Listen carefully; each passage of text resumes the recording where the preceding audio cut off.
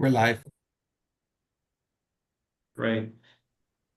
Good evening, everyone, and welcome to this meeting of the County of Lennox and Addington on Wednesday, August 13th. I call the meeting to order at 7:03 p.m.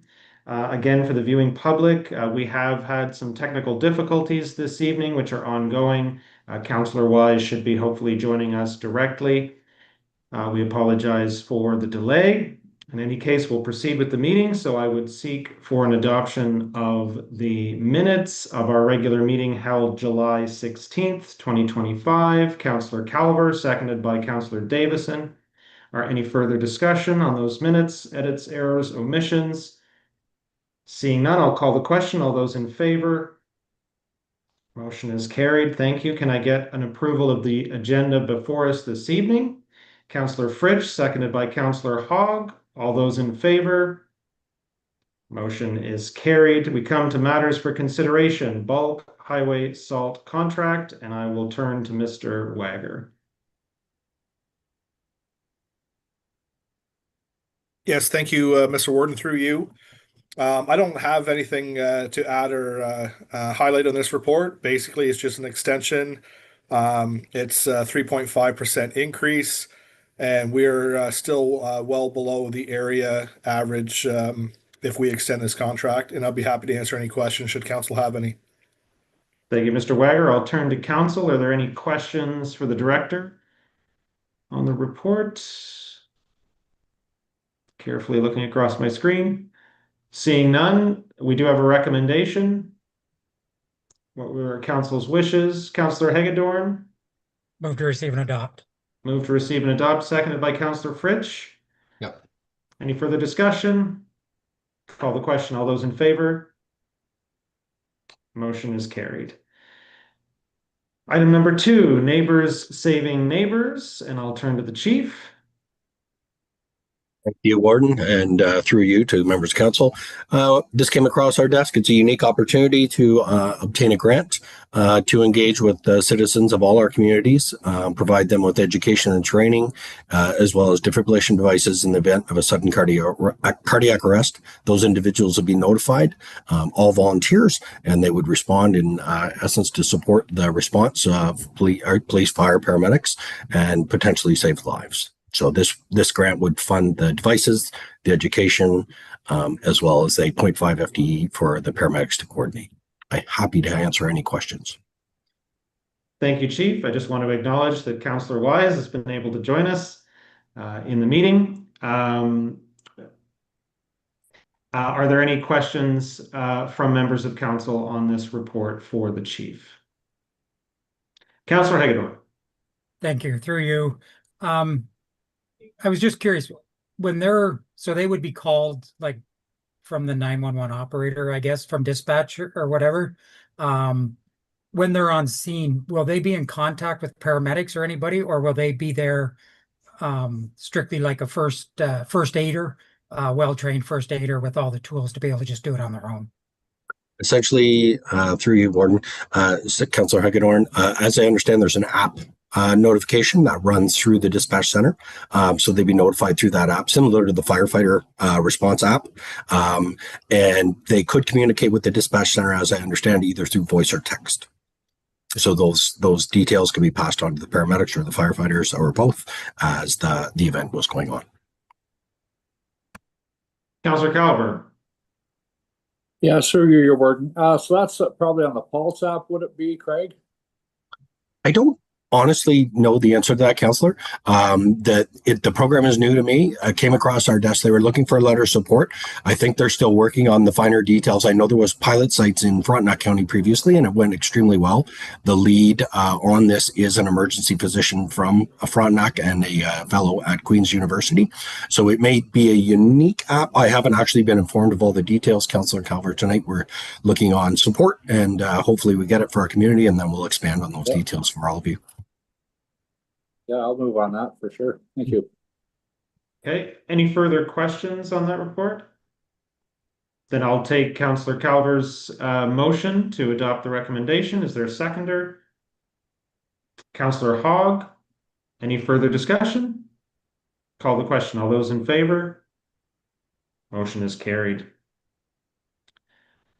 We come to item number 3, advocacy requests, proposed Bill 14 advocacy, and I will turn to Ms. Malcolm. Thank you, through you, Mr. Warden. So this proposal has been retabled. It's been retitled also. It's now known as being introduced as Bill 14. There is a couple of really good things about this that will help long-term care homes in large. So things like the nurse practitioner being able to be a medical director, where there are homes that are currently struggling to obtain a medical director. This would provide them some opportunity to do that. And because of the expanded role of the nurse practitioner, that makes perfect sense.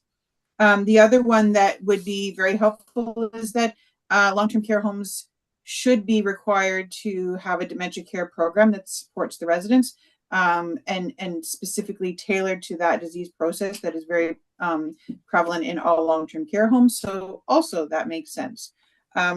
Where there is concerns is more in the financial perspective. As you know, I'm regularly bringing you ministry visits, compliance visits where they've come into our home.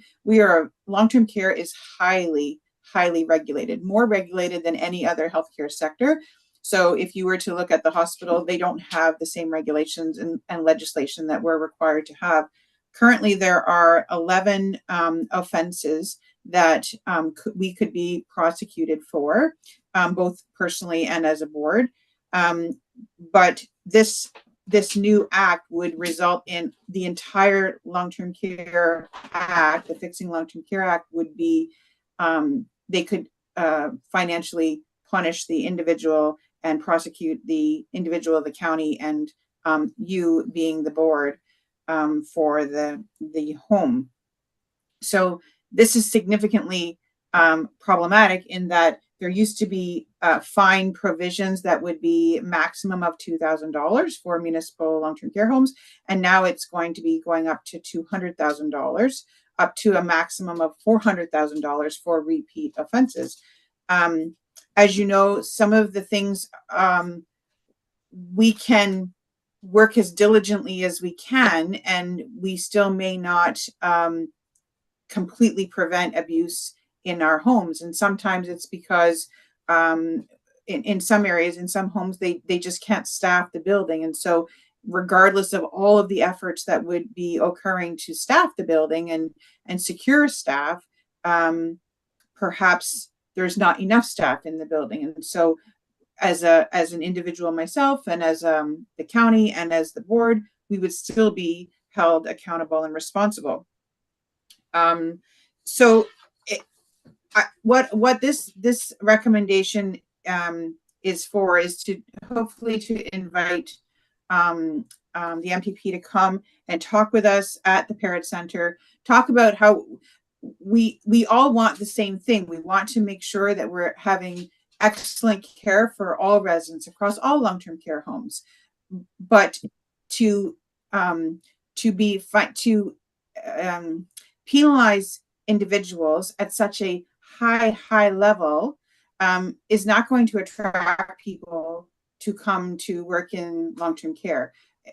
I mean, I think my position would be very difficult to have a new person come into and think that that's going to be an easy job to do, and knowing the number of acts and legislation that we have to follow. It would make more sense for if I'm in healthcare that I just go to the hospital, because there's not the same requirements there. So this is hopefully to point out that we're on the same page. There are some possibilities that maybe haven't been considered, and to try to reduce the risks for all of us, and hopefully make an impact on our advocacy. I'm happy to answer any questions if anybody has anything particular around that. Thank you, Ms. Malcolm. I don't think any of us are under any illusion that your job is easy as it stands.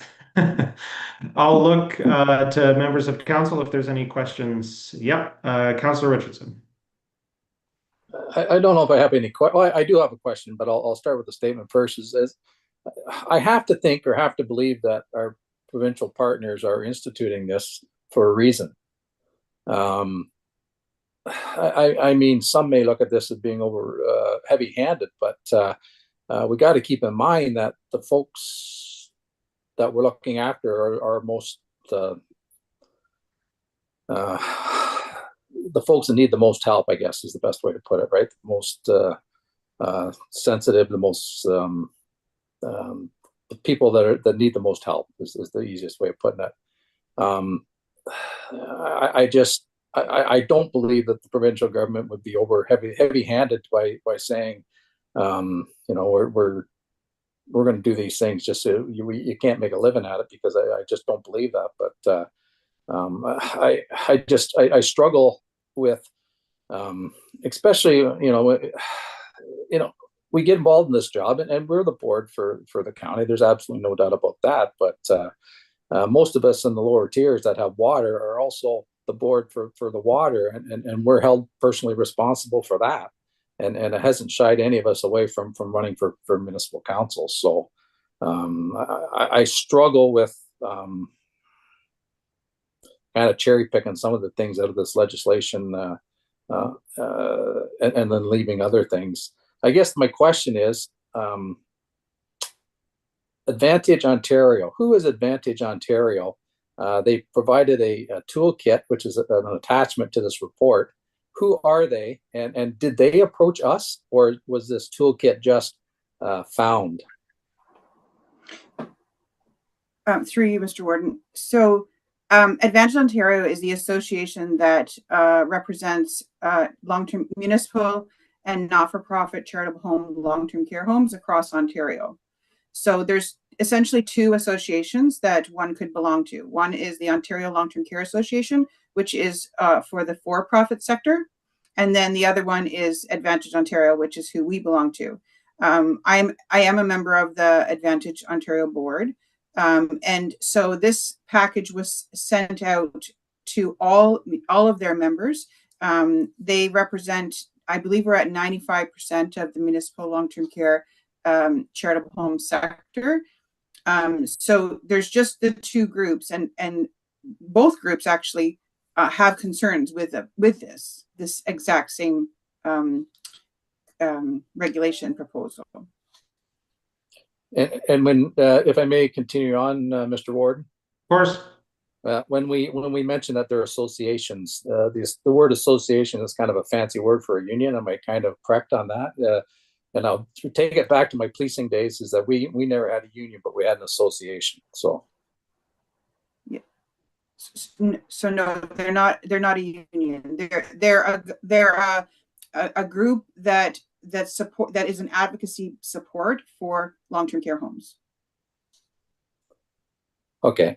And I guess I just when I read through the attachment, it just I think most of us understand. I just found a little bit insulting that tips for the MPP meeting. You know, we have to make sure that the MPP understands that his time is valuable and all this kind of silliness as well. And that may be applicable to some other boards, but for us, I think we all understand that, being involved in politics, that you know, our provincial member of parliament or our member of parliament on the federal side, I mean, their time is valuable. So I just found it a little bit insulting, I guess is the best way to put it, with the toolkit that it sort of talked down to us as if we didn't know what we were doing, right? So anyways, that was just my personal view. So those are all the questions I had, Mr. Warden. Thank you, Can I just respond? Oh, yes, of course, Ms. Malcolm.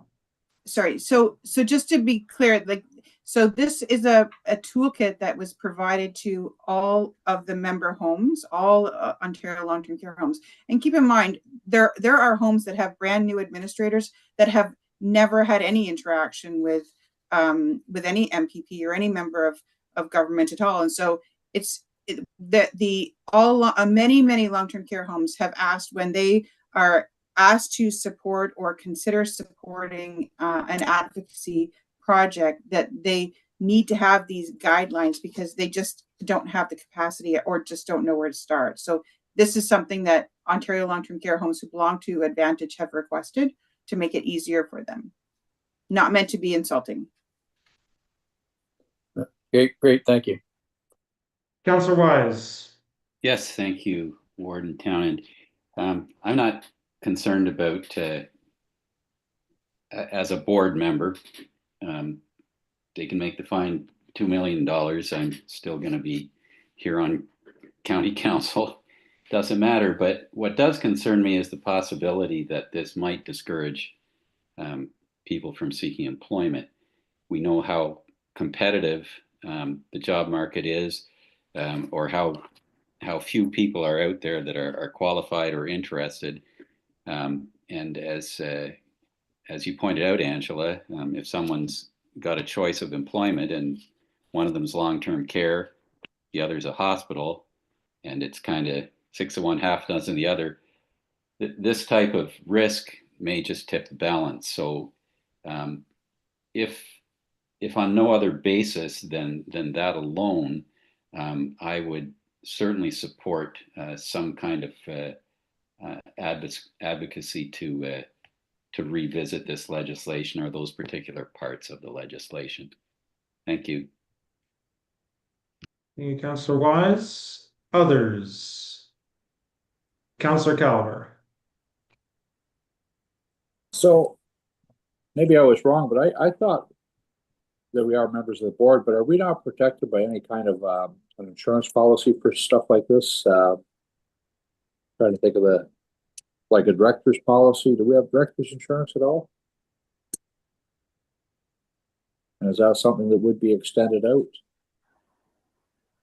I'm hoping that Brenda's going to jump on here. There she Yes, is. I'm here. Yes, you have indemnification for insurance, but insurance wouldn't pay out if you were deemed to be negligent. Okay, So there's that fine line. so we just won't And- be negligent, we won't have a problem. So, but there's a risk. The reason we put it in front of you is so that you understand that you are the board members. So collectively, we are all responsible. And frankly, it's why Angela is giving you detailed reports along in the section that the TAC report comes in, where you get the detailed monthly stats and that sort of thing, because we want to make sure that you're given the information of sensitive problem areas where you should be concerned, because you carry this extra responsibility as a board member. Thank you. Other members of council. Councillor Davison. Yeah, I think the recommendation is coming to us from a very senior employee who is worried and concerned, and I think that concern we should carry forward too. Our MPP's job is to listen to the public and listen to people who have concerns. And in this case, I don't see where it would hurt for a meeting to be held with Rick just to explain to him the concerns that are here and the possibilities of problems arising from it. I would second John's motion if he would move it. Thank you, Yeah, Councillor Davison. I'll make the motion. I'll move the recommendation. All right, I'll look to you in a second then, Councillor Wise. Sure. Anybody else for questions on the report? Deputy Warden. Thank you. In doing some research, just doing some reading after reading the report, I found it interesting that the Ontario Hospital Association is actually also concerned with similar concerns now that they're becoming more involved in long-term care as well. So I find it kind of interesting that the hospital, which is a provincial entity, is concerned with the provincial legislation, which is going to impact them negatively. But they also, as you mentioned, I mean, it's one thing for us to say that we're still going to be on, we still want to be on council, whether this goes through or not. But when it comes down to the employees, that's concerning to be able to get employees, but it also goes down to volunteers.